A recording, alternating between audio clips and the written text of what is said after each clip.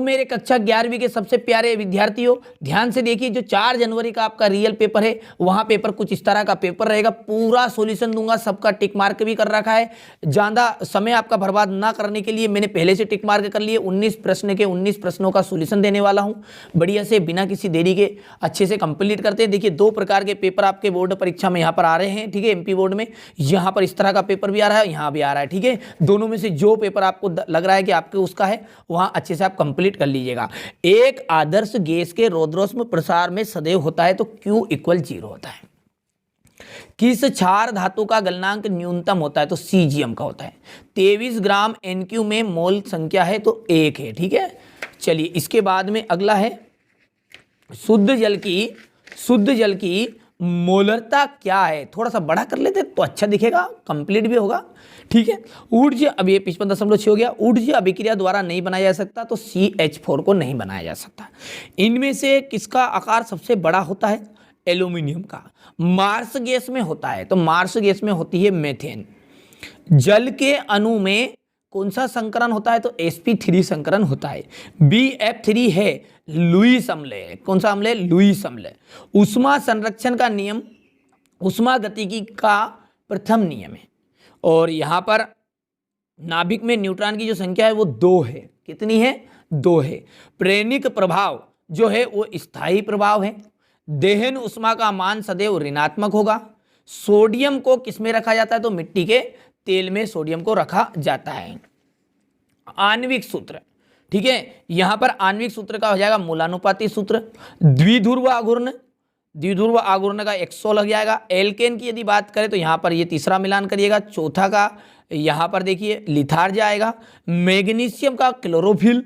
मुक्त मूलक में आ जाएगा मुक्त मूलक का आपका 5वां हो जाएगा, ठीक है। यहां पर अनुचुंबकीय। और लिथियम का अंतिम आ जाएगा आपका जलयोजित लवण। एक वाक्य में उत्तर है अगले। भारी जल का जो सूत्र है वो D2 है।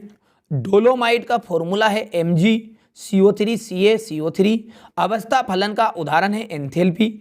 डी ब्रोगली समीकरण लिखिए तो यहां पर है, ठीक है। रसायन विज्ञान के जनक है लेवाजिए। उत्कृष्ट गैसों की इलेक्ट्रॉन बंधुता क्या होती है? 0 होती है। मुक्त ऊर्जा के संकेत है तो G है, ठीक है। इसके बाद क्वेश्चन नंबर 5 में बंद कौन से आप क्या समझते हैं? संकरण के कोई 2 प्रमुख नियम लिखने हैं, ठीक है। यहां पर एक क्वेश्चन नंबर 6।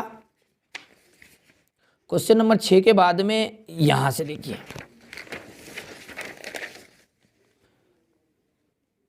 ठीक है। इनकी अनुवाद संरचनाएं लिखनी है। विद्युत ऋणात्मक क्या है? गैस समीकरण लिखकर उसके संकेत को स्पष्ट कीजिए। कैंसर के लिए कोई उपयुक्त 2 प्रमुख दवाओं के नाम बताने हैं। 10वां देखिए यहां पर एल्डिहाइड, ईथर, हाइड्रोक्सिल, कार्बोक्सिलिक, इन सभी के क्या करने? संरचना सूत्र आपको बताने हैं।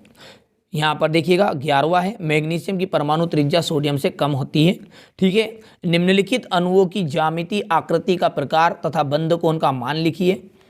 इसके बाद में यहाँ पर देखिएगा निम्नलिखित अनुवाद संरचनाएं लिखिए। NO3CO3 समांगी उत्क्रमणी अभिक्रिया को समझाइए। विषमांगी उत्क्रमणी अभिक्रिया क्या है?